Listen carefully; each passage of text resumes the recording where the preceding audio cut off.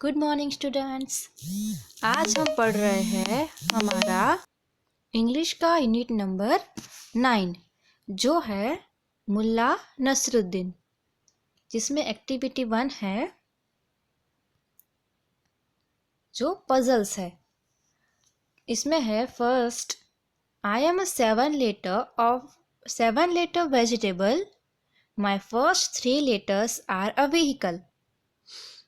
The next 3 letters are the type of language and my last 3 letters change every year. Who I am? So 7 letter का एक vegetable का name है। First 3 letter है, उसका meaning कुछ vehicle होता है। नेक्स्ट 3 लेटर है, उसका जो मीनिंग है वो एक टाइप ऑफ लैंग्वेज है, कोई लैंग्वेज की एक प्रकार है। और लास्ट के 3 लेटर है, उससे जो है एवरी ईयर जो है वो चेंज होता है। मतलब जो फर्स्ट है 3 वो कैब, फिर है BBA और लास्ट 3 है AGE एज। तो क्या स्पेलिंग हुआ? CABBAGE cabbage. कौन सा वेजिटेबल के बारे में यहाँ पे था? कैबेज के बारे में। फिर है What 11 letter word does everyone pronounce incorrectly? Answer is in the question only. 11 letter का ऐसी कौन सी सब्जी का नाम है जो सब उसका प्रोनाउंसिएशन इनकरेक्ट करते हैं? उसका आंसर है लेडीज फिंगर। और लास्ट है वो है Everyone has me but nobody can lose me. It always follow me in light but it disappear in darkness. Who I am? यानी कि इसका मतलब होता है कि सबके अंदर वो होता है और कोई भी उसको खो नहीं सकता। लेकिन क्या होता है कि जब भी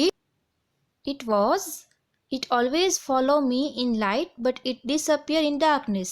लेकिन जब भी लाइट होती है, जब भी प्रकाश होता है तभी वो दिखता है, और जैसे ही डार्कनेस यानी कि अंधेरा हो जाता है तभी वो गायब हो जाता है। वो कौन है? तो उसमें आएगा शैडो। आपकी जो परछाई होती है वो लाइट जब होती है तभी वो दिखती है और अंधेरे में वो नहीं दिखती है। Okay, so move on the activity 2. Here are hilarious Mulla Nasruddin stories. यानी कि hilarious means very funny. Mulla Nasruddin की कुछ स्टोरी दी हुई है। सो यहाँ पे हम स्टार्ट करते हैं। Once Mulla Nasruddin was lying on his bed with his eyes closed when his brother-in-law approached him. एक बार की बात है जब ये जो मुल्ला नसरुद्दीन जो है वो आंखें बंद करके वहाँ पे अपने बेड के ऊपर सो रहे थे। तभी उनके ब्रदर इन लॉ, यानी कि क्या कौन होते ब्रदर इन लॉ? मतलब उनके बहन के हस्बैंड जो थे वो वहाँ पे आए और क्या बोलते हैं कि are you sleep? The brother in law asked Nasruddin. फिर जो ब्रदर इन लॉ है वो मुल्ला नसरुद्दीन से पूछते हैं कि क्या आप सो रहे हो? Nasruddin reply, why, what is it? तभी नसरुद्दीन उनको पूछते हैं कि क्यों, आप ऐसा क्यों पूछ रहे हो? The brother in law said, I wanted a loan for 300 rupees. तभी उनके जो ब्रदर इन लॉ है वो पूछते हैं, वो बताते हैं कि मुझे जो है वो 300 rupees की लोन चाहिए है, यानी कि आपके पास से पैसे उधार पे चाहिए है। I was wondering if you could land me the money. Nasruddin replied, oh, in that case let's us return to your first question. तभी वो जो उनके ब्रदर इन लॉ है वो बोलते हैं कि मुझे आपके पास से 300 rupees लोन पे चाहिए और मैं उसके लिए यहाँ पे घूमता हुआ आया हूँ, क्या आप मुझे वो मनी लोन के तौर पे दोगे? तभी नसरुद्दीन जो है वो क्या बोलते हैं कि इस मामले में तो अब आपने जो पहले जो प्रश्न पूछा था वही देखते हैं। आपने पूछा था कि are you sleeping, and the answer to that is yes, I sleep.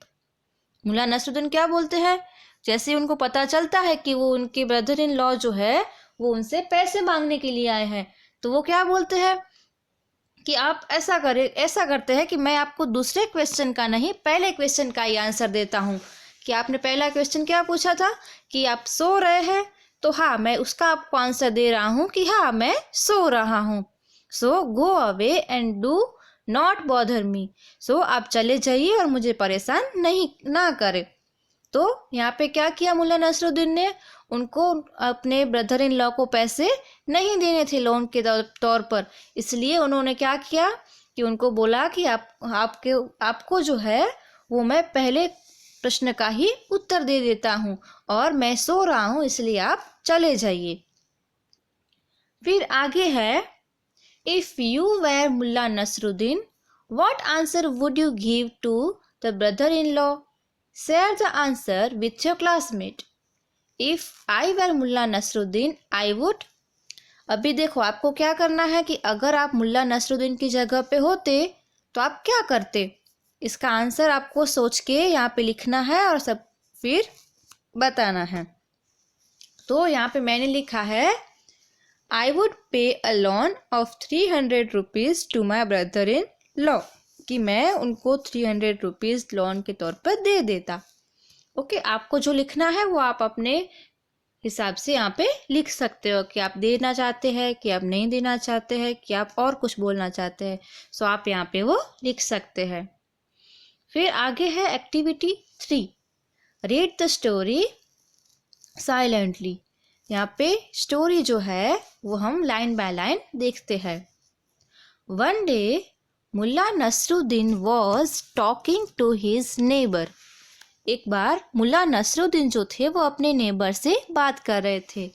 Neighbour यानी कि पड़ोसी, उनसे वो बातें कर रहे थे। The neighbour looked very miserable. वो जो नेबर थे वो बहुत ही परेशान दिख रहे थे। Nasruddin asked him what was bothering him. So Nasruddin जो है वो उनसे पूछते हैं कि आपको कौन सी बात इतनी परेशान कर रही है। The man started to complaining about the lack of space in his house. तभी जब मुल्ला नसरुद्दीन जो है वो उसके नेबर से पूछते हैं कि आजकल आप इतने परेशान क्यों दिखते हो, क्या हुआ है। तभी वो जो उनके नेबर है वो कंप्लेन करते हैं कि मेरे घर में बहुत ही कम जगह है, मेरा घर जो है वो छोटा है। It is such a small house Mulla. वो बोलते हैं कि मेरा घर जो है वो बहुत ही छोटा है, ऐसा वो मुल्ला नसरुद्दीन से बोलते हैं। My wife, my 3 children, my mother in law and I all have to live together in the same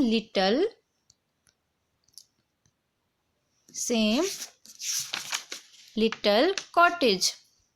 क्या बोल रहे हैं कि मैं, मेरे 3 बच्चे, मेरी वाइफ, मेरी मदर इन लॉ यानी कि उनकी सासू माँ, ये सब लोग एक छोटी सी जगह में वो सब लोग रह रहे हैं। फिर आगे क्या होता है, नेबर जो है वो बोलते हैं कि मेरे घर में जो मेरा घर है उसमें बहुत ही कम जगह है और it was very cramped and there was hardly any space to move around. He asked Nasruddin for some advice on how to deal with this problem. वो नसरुद्दीन से बोलते हैं कि मेरे घर में चलने फिरने के लिए ही मान कुछ थोड़ी जगह बचती है, वहाँ पे बहुत ही हम लोग छोटे से घर में रह रहे हैं, तो अभी उसके लिए क्या किया जाए उसका आप कुछ मुझे उपाय बताइए। जो प्रॉब्लम जो है, जो मुश्किल है, उसका कुछ मुझे उपाय जो है वो बताइए। तभी नसरुद्दीन जो है वो बोलते हैं, Nasruddin said, do you keep chickens in the yard? Yes, 10 of them, replied the man. Nasruddin जो है वो पूछते हैं कि तुम्हारे यार्ड जो है उसमें तुम्हारे पास चिकन्स है। तभी वो मैन जो है वो बोलता है कि हाँ, मेरे पास 10 चिकन्स है। चिकन्स मीन्स जो मुर्गी के बच्चे जो होते हैं छोटे छोटे, वो। Good, bring them inside the house and keep them there, said the Nasruddin. Nasruddin क्या बोलते हैं, अगर तुम्हारे पास 10 चिकन्स है तो एक काम करो कि उन 10 चिकन्स को तुम अपने घर में, घर के अंदर रखो।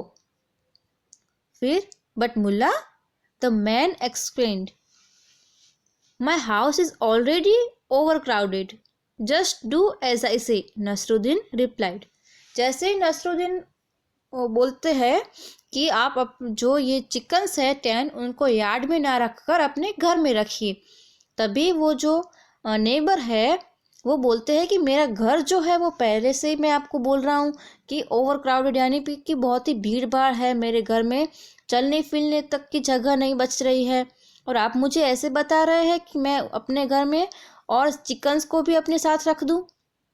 तभी नसरुद्दीन जो है वो बोल रहे हैं कि मैं जैसा कह रहा हूँ वैसा आप करिए। जैसे नसरुद्दीन ने कहा वैसे वो जो नेबर थे उन्होंने 10 चिकन्स को भी अपने साथ अपने घर पे रख दिया।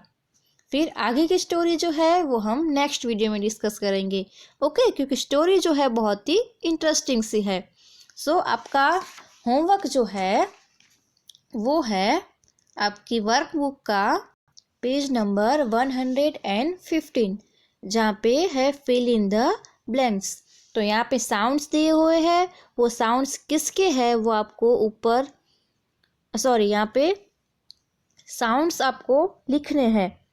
पहले है थंडर, तो वो किसका साउंड होता है वो आपको ऊपर जो दिया हुआ है वहाँ से ढूंढ के नीचे लिखना है, okay.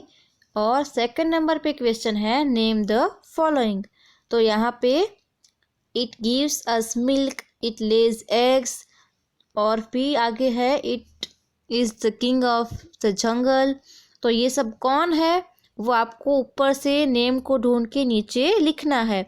It gives us milk, उसमें क्या आएगा, तो उसमें आएगा काऊ। वैसे इट लेज एग्स, तो उसमें क्या आएगा, वैसे आपको ऊपर यहाँ पे ब्लैंक में से ढूंढ के खुद से कंप्लीट करना है, ओके। और नेक्स्ट जो क्वेश्चन है, क्वेश्चन नंबर 4, यहाँ पे है write the sentence as shown in the example. Example है that is the toy of the baby. तो उसको कैसे लिखा हुआ है, दैट इज बेबीज टॉय। वैसे ही हमें ये सारे लिखने हैं। जैसे फर्स्ट है that is a scooter of Nitin.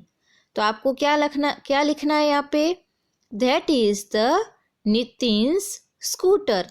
Nitin के पीछे एपोस्ट्रोफ एस लगाना है और फिर स्कूटर लिखना है, दैट इज नितिन्स स्कूटर।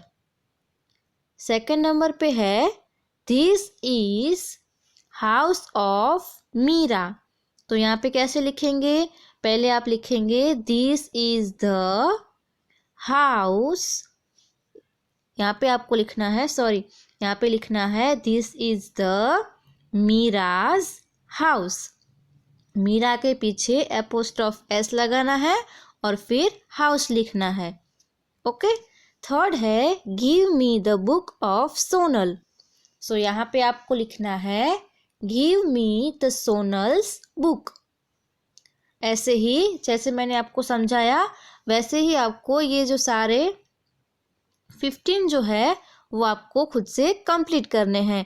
यहाँ पे आपको एपोस्ट्रोफ लगा के फिर आपको ये पूरा सेंटेंस लिखना है, ओके स्टूडेंट्स। कुछ भी डाउट हो तो आप मुझसे बात कर सकते हैं, और नेक्स्ट वीडियो में हम आगे की स्टोरी जो है वो डिस्कस करेंगे। तब तक के लिए बाय, थैंक यू।